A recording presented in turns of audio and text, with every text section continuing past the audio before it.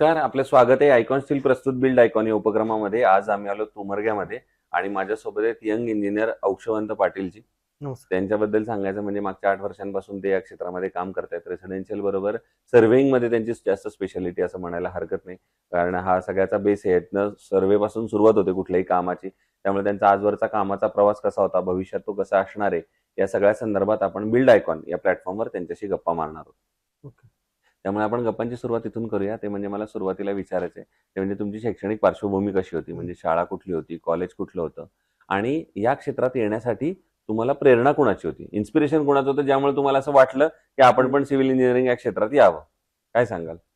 माझं शिक्षण श्री कुलस्वामिनी आश्रमशाळा जळकोट हं. इथं झालेलं आहे. सोलापूरला SVIT ला माझं इंजिनिअरिंग पूर्ण झालेलं आहे. हं, मोठा भाऊ इंजिनियर आहे आणि त्याच्या पुण्यात कामं चालतात. हं, हं, त्यामुळे त्याच्यापासून इन्स्पिरेशन भेटलं, की सर्व्हिंग मध्ये किंवा सिव्हिल जे बिल्ट होतं सगळं हं, हं, त्याच क्षेत्र निवडायचं असं मोठ्या भावाचा सल्ला होता आणि त्यानुसारच मग तिथून सुरुवात केली. 2015 नंतर कॉलेज संपल्यानंतर सर्व्हिंग चालू करत मग आजपर्यंतचा प्रवास करत आलोय आपण हं, हं, हं. वाह! व्हेरी सगळ्या गुड. गोष्टी. मग आता यातला पुढचा प्रश्न आहे, जेव्हा हे शिक्षण पूर्ण केलं आणि जो पहिला प्रकल्प केला तुम्ही इकडे येऊन, त्याबद्दल काय सांगाल? त्याची कशी आठवण होती? त्याच्यात थोडं दडपण आलेलं का? तो कोणाच्या रेफरन्सने मिळाला? कसा केला पहिला प्रोजेक्ट? नाही, रेफरन्स नाही, घरचंच काम सुरुवातपासून चालू केलं. अच्छा. घरच्याच कामातून एक्सपिरियन्स घेतला. हं, मग हं. बिल्टअप आपलं स्वतःच एक जी ही होती, मनात भीती होती किंवा शंका होती, ती स्वतःच्याच घरापासून चालू केली. मग नंतर आपल्याला सगळं सगळं जमतंय ह्या गोष्टीतून मग आपण दुसऱ्याची कामं घ्यायला चालू केली बरं, ठीक आहे. प्रोजेक्ट आता मधून. या क्षेत्रात तुम्ही आता आल्यानंतर तुम्ही बघितलं असेल, या क्षेत्रामध्ये अकुशल कामगारांचं प्रमाण फार मोठं आहे. हो, अ, बरोबर आहे. अशिक्षित कामगार, प्रशिक्षित कामगारांचं हा असं म्हणू आपण. हा आणि त्यांच्यावर काम करणं बऱ्याचदा धोकादायक सुद्धा ठरू शकतं, कारण त्यांच्याकडनं काही चूक झाली काय तर चूक मोठी झाली. दुर्घटना पण होऊ हो, शकते. बरोबर आहे. मग तुम्ही कशी ती परिस्थिती हाताळता साईटवर? साईटवर आम्ही सध्या जे आपण जे सर्व्हिंग करतो हं, तिथं, जे आपण माप वगैरे सांगतोय, डेली त्या साईटवरती व्हिजिट करूनच मग पुढल्या म्हणजे त्यांच्या पद्धतीनं काम करायचं नाही. आपल्याला आपल्या पद्धतीने किंवा आपण जे काम दिले त्यांना हं, त्याच हं. पद्धतीनं काम करून घ्यायचं. त्यांच्या भरोश्यावर जर काम करत गेलं तर पुढे चलून मोठा धोका होण्यापेक्षा आधीच सगळ्या गोष्टी प्राथमिक स्तरापासून ते पूर्ण प्रोजेक्ट पूर्ण होईपर्यंत आपण प्रत्येक गोष्ट स्वतःच हाताळत राहायचं बरोबर, किंवा प्रत्येक वेळेस त्यांना दाखवून द्यायचं की बाबा इथं तुमची चूक होते आणि तुम्हाला असं करायला पाहिजे, ह्याच्यामध्ये असं बदल करता येतो. बरोबर. अशा पद्धतीने आपण प्रयत्न करतो त्याच्यामध्ये. दुसरं, तुम्ही लँड सर्व्हिंगमध्ये आता जास्त काम करता, तर हम्म. त्याचं महत्त्व तुमच्या अँगलनं काय सांगाल आणि कसं तुम्ही काम करता? लँड सर्व्हिंग कसं महत्त्वाची स्टेप आहे, असं वाटतं तुम्हाला? हो, आता सध्या गुन्ह्यात जो प्रकार करतात, जे आपण गुत्त देतो एखाद्या थर्ड पार्टी माणसाकडून किंवा जे इटावर इटा रचणारे जी माणसं आहेत त्यांच्याकडून, ते फक्त टेप म्हणजे स्क्वेअर फूट स्क्वेअर मीटर मध्ये त्यांचं काही एक माहिती नसतं. फक्त 30 बाय 40 आहे आणि अँगल वगैरे काय बघत नाहीत. ते 90 डिग्री काय काय काय त्यांना काही माहिती नसतं. पण आपण जेव्हा ते काम करत असतो, स्क्वेअर मीटर स्क्वेअर इंचापासून आपले पूर्ण कॅल्क्युलेशन असतं.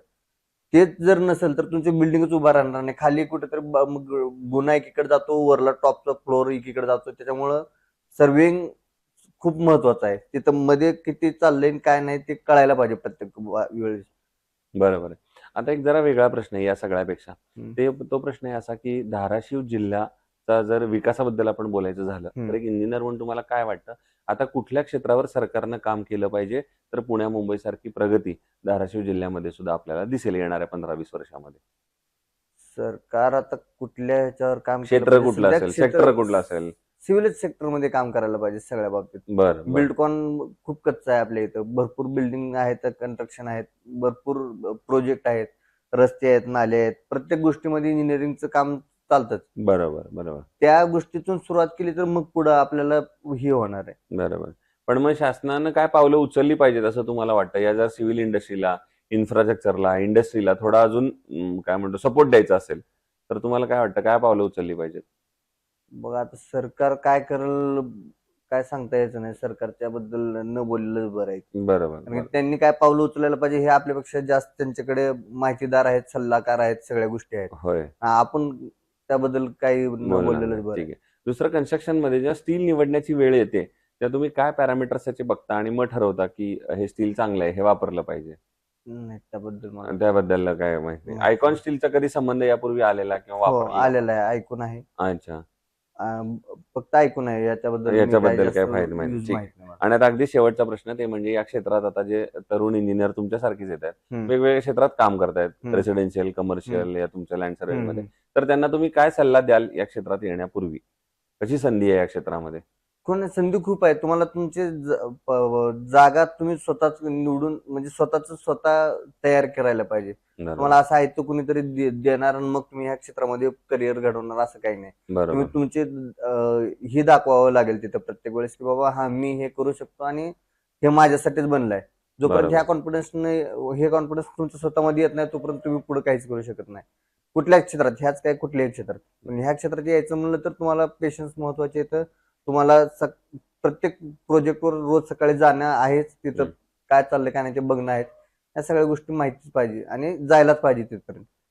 बरं ठीक आहे. एवढं. सो हे होते इंजिनियर औक्षवंत पाटील आणि त्यांनी सांगितलं त्याप्रमाणे एक क्षेत्रामध्ये थोडंसं खडतर आहे, हार्डवर्क आहे, पण याच्यामध्ये Hardwork आहे. संधी पण तेवढ्याच आहेत. संधी तुम्ही भरपूर पैसे आहे. कमवण्याची पण संधी तुम्हाला खूप आहे. हो, हो. त्यामुळे या क्षेत्रामध्ये नक्की या. या क्षेत्रामध्ये तुम्ही यशस्वी व्हाल.